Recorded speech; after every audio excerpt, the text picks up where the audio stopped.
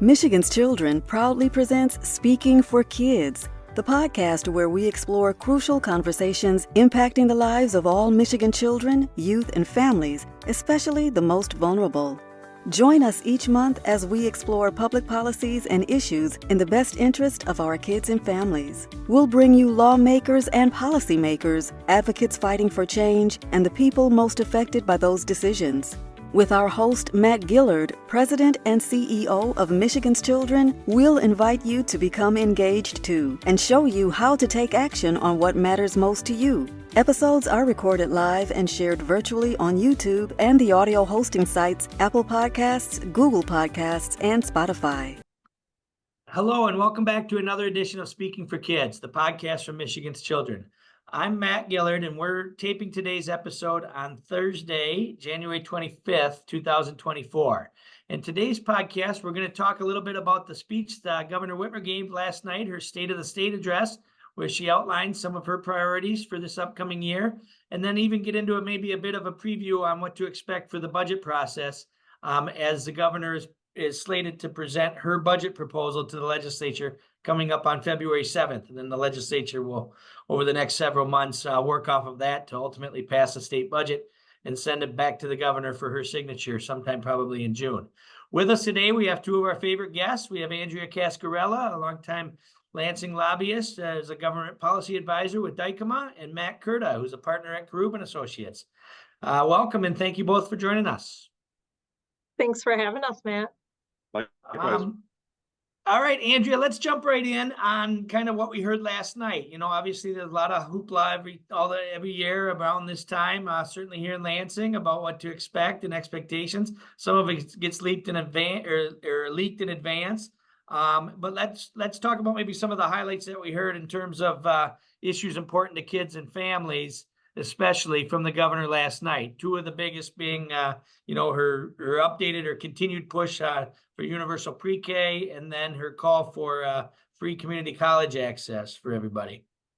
Yeah, so man, not too many surprises. A lot of what we've heard and either was leaked in advance or policies she's continuing to focus on. But you mentioned two of them. I think two big ones that she had proposed in the last budget, moving to universal preschool under a little longer timeline, trying to move that up and get the funding and get that in place and done this year. So a couple years in advance of what she had originally laid out and prioritized.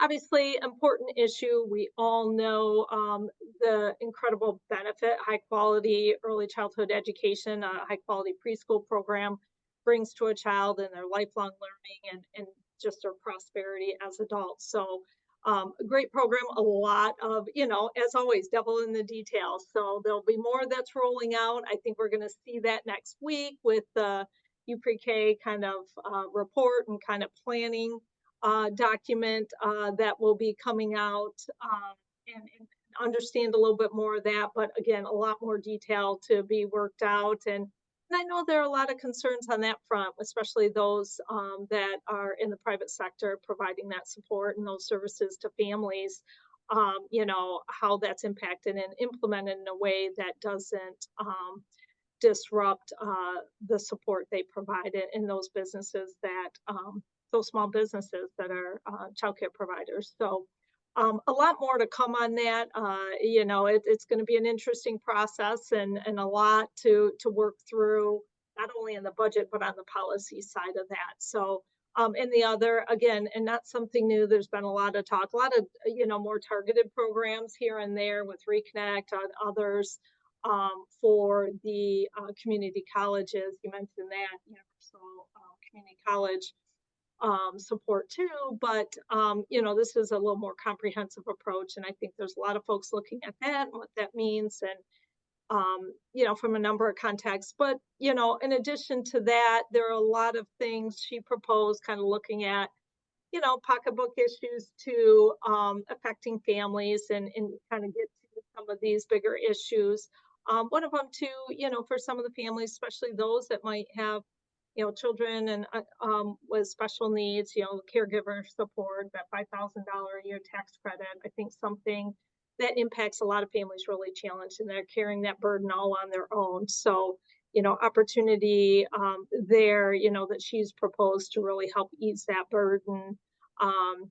But, there's some of those pocketbook issues to help. Just, housing is one of those. And so while a broader issue, not necessarily directly focused on children and, but just those broader family issues and affordability, and rebates on purchasing cars. But overall, it might be lighter than some thought on in some of these areas. The biggest plug really we're seeing is around that U pre-K, but more details. I just say too, this is, the governor's state of the state. We'll hear more in her budget, but there's a process as well with the legislature and that opportunity to do more and, through that legislative process. Yeah, and I think a big part of the speech is as typical was, maybe a victory lap of sorts, right? And wanting to pat themselves or pat herself and her Democratic colleagues in the legislature on the back for some of the things that they were able to get done last year with their first full Democratic majority in 40 years or whatever it was in Michigan. But I think I speak probably certainly for us at Michigan's Children, but for a lot of our listeners as well, that, there were a few things that were not mentioned that is a source of frustration, I think, for a lot of child advocates.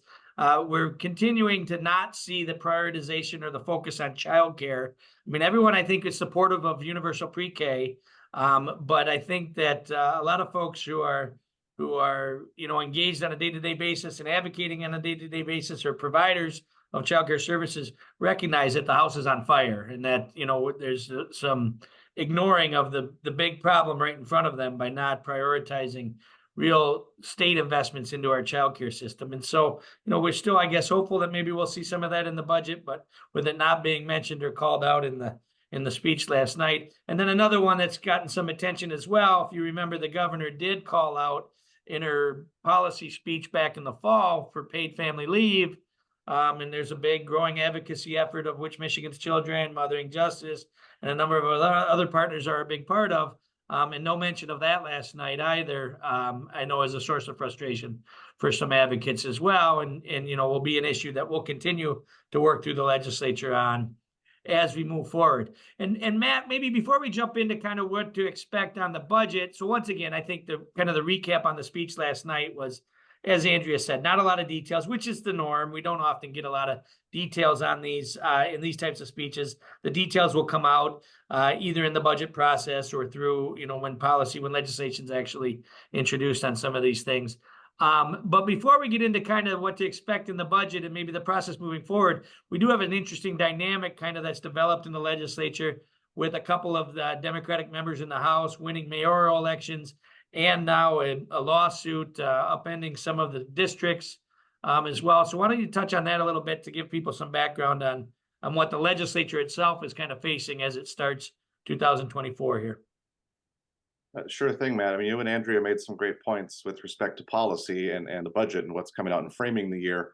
But I think just as important is for listeners to recognize the environment in which we're operating. We were never going to see a year that was as fast and rapid as last year, but that was by design. You had 40 years of pent up priorities, and they were going to go as fast as they could while they had the votes. Well, here we are a year later, and you've now had two Democratic legislators win local mayoral elections, bringing what was already a slim 56-54 House majority down to a temporary tie at 54-54. And it appears at this point, they're going to be tied until April when we have some special elections called to fill those seats. And I think most observers around town, on paper anyway, those seats look like they're likely to be filled by Democratic candidates. So, who knows what could happen, but, most of the smart people in town say, the House will be back to 56-54. But there's some interesting layers in there. Right now, the House rules do not provide for any changes in the structure of the House unless it's tied 55-55. The Democrats in the House knew this might happen a year ago, so they're prepared for it. So right now you have a situation where, imagine you're a member of the minority, you're now tied, and after the way the last year went, you might not be that excited to work in a bipartisan manner for any number of reasons. So I think a lot of observers around town see the year starting out a little more slowly on the House side. As far as floor action, budget work and committee work will continue in the background. Committee memberships aren't likely to change, but for anything to happen on the floor until April, you need bipartisan support, and we'll see what happens there. I will say, in this era of partisan acrimony at the state and federal levels, I think it was good the governor injected some levity last night. I'm a huge fan of all things 80s, and I picked up on most of those references.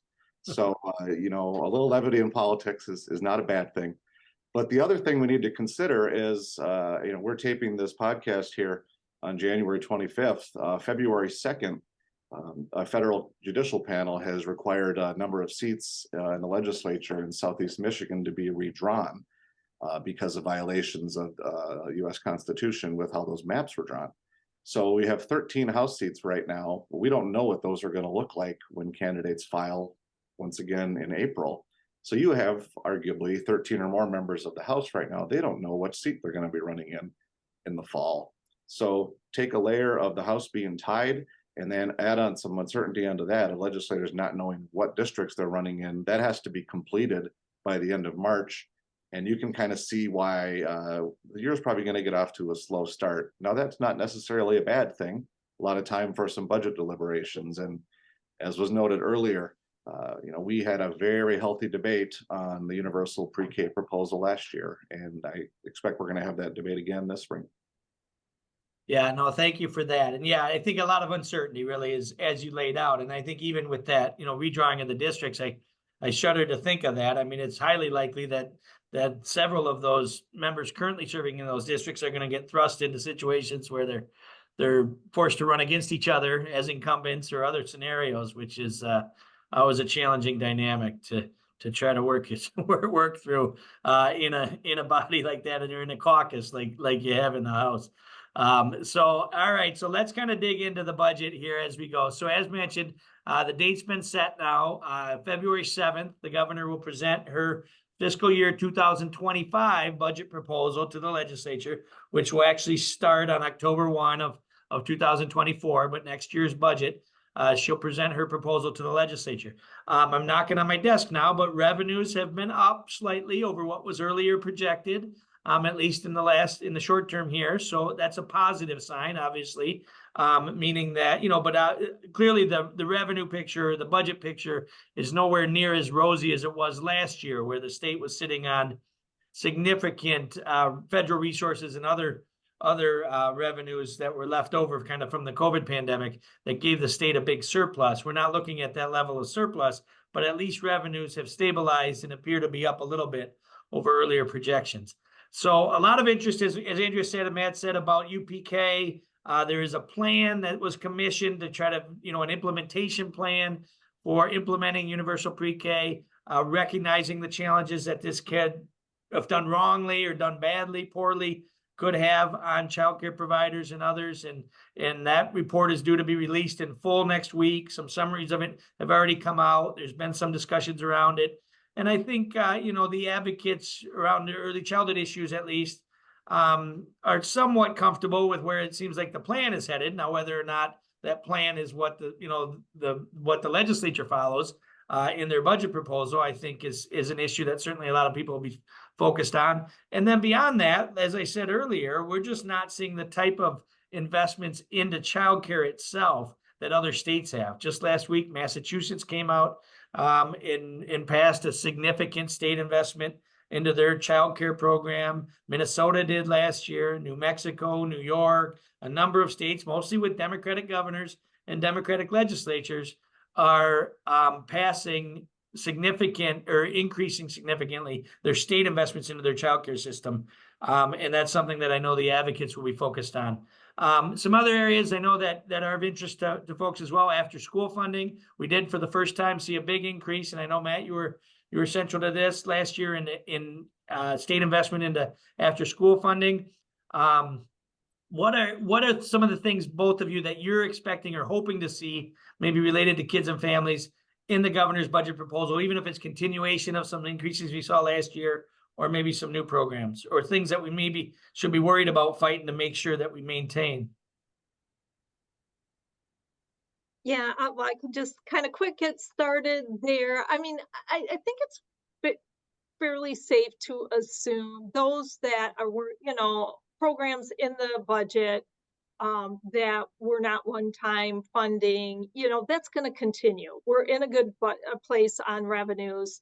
So, I think most folks can, families can feel pretty confident advocates about those programs continuing.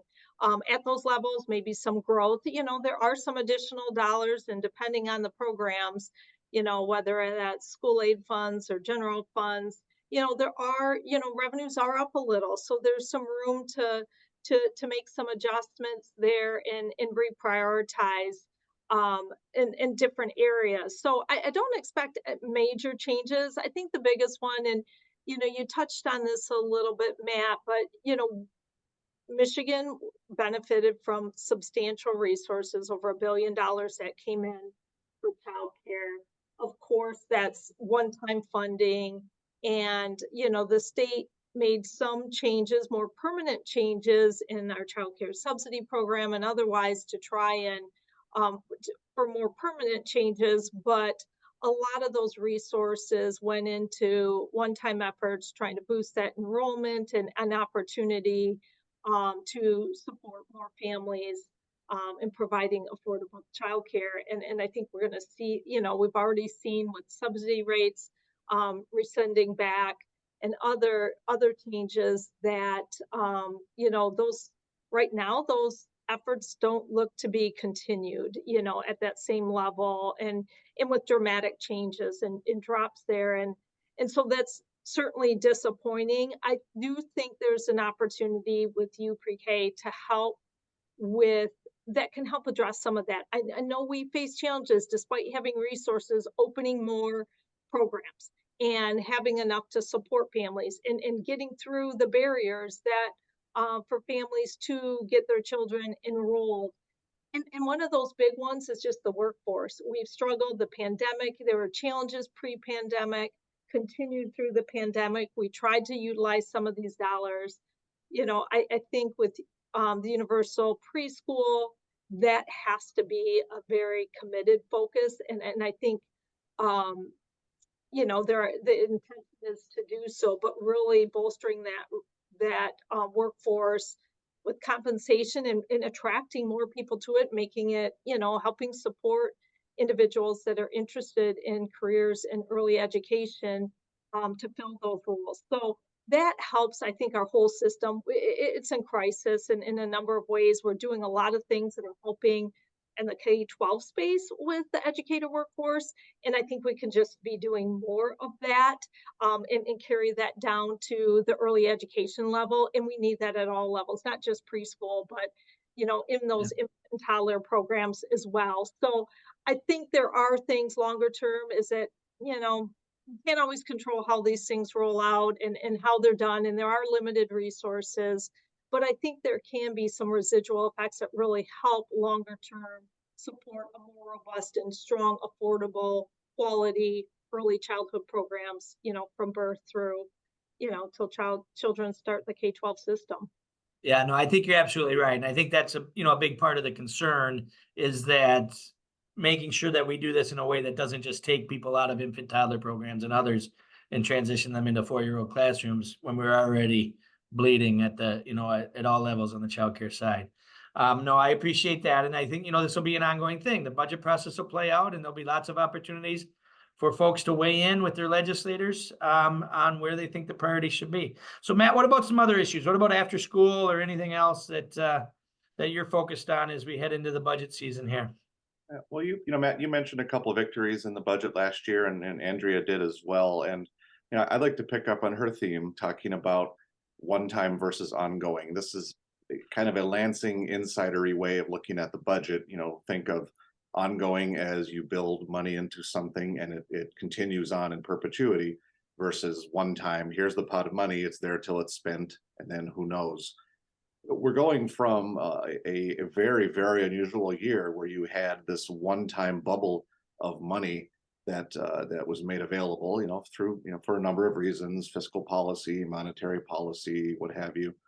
And we're now kind of I don't want to say going back, but we're kind of coming down to more of a normalization in revenues. So it's still, there's money available. The budgets are still moving in a great direction. The economy is still sound. It's just coming down from this level where we were before. And you both mentioned some wonderful things that happened. There have been investments in pre-K and childcare and after school and a number of things. But I would note, while we are in a crisis, I think we all agree we're in a crisis. I also think that we now have seen in a year with extraordinary revenues available, granted they were one time, but I think it kind of shows you what's doable if you had sufficient revenues to make significant investments in programming. The challenge, of course, is how do we sustain all of these things going forward with the revenue we have? But while it's a bit of a negative that we're going to have to figure out what to do once the revenues dry up and we're back to a normalized budget, I think it's a good thing. I think it's kind of aspirational in a way to say to policymakers, you had revenues, you could do these really good things. And you both have mentioned we now have data on demand for after-school programming. We now know the demand exceeds the funding available, but why do we know that? Because we were able to have a robust process. And that's something tangible that we can now take to legislators and say, hey, this demand, we've talked to you about it. Well, now here's the numbers. And that goes for early childhood. Pre-K, we've gone through a very interesting year, a GSRP expansion. We've had some healthy debate, but now we have data to say, all right, here's the unmet need. So I would say, I think we have more ammunition to make the arguments that we make because we now have proof to point to. Of course, it's going to be challenging going forward. We know everyone in town is now going to want to continue their one-time line item. But I think we're all going to have to be very, very careful to realize this year, there's a number of items that are not going to be continued. And legislators are by nature going to have to comb through those a bit more as more programming competes for more dollars. But I hope we've learned what's doable if we really have resources to put in play. Maybe that prompts action in the future and brings more stakeholders to the table. I hope it does. That's good. Listen to Kurta, the rainbows and butterflies guy. I love it. I hope you're right. So two kind of, no, I agree. And I mean, I think the data from a child advocacy standpoint, the data is on our side, right? Unfortunately, there is a huge need out there. We've got way too many kids living in poverty, way too many kids not having access to the supports and services that we know can make their lives and their families' lives better. And so I'm all about it. And I think you're right. I mean, once those investments are made, it's hard to take them away. And so let's keep building on what we've done. A couple more kind of specific, maybe nuanced things around the budget. I'm curious, do you guys have any insight on one? Obviously, new area that just will be a reality with this budget is the new program, the new department, MyLeap, right? So one of the big things that happened late last year was the governor's executive order took effect that created this new department that houses now the early childhood programs, as well as after school and out of school time programs, as well as educational partnerships. How I know the House has given some indication on how they're going to handle that from a budget standpoint. Has the Senate given any indication yet, or talk about what you know about how MyLeap is going to get built into the kind of the budget and the process here? And then the second thing is kind of along your lines as well, Kurta. One of the big frustrations from child advocates last year was really the significant or the huge focus on these dollars going towards corporate incentives and big business options and big business opportunities. And now some of those plans have been scaled back by the folks who actually benefited directly from those state dollars. Is there any real talk about pulling back some of those funds that were dedicated to some of these projects that now don't look like they're going to happen, at least not in the size or scale that they were being talked about last year? Andrea, do you want to take a shot, or would you like me to go first? Well, go ahead and respond to that question on the economic incentives. I'll be happy to fill in and I'll follow from there.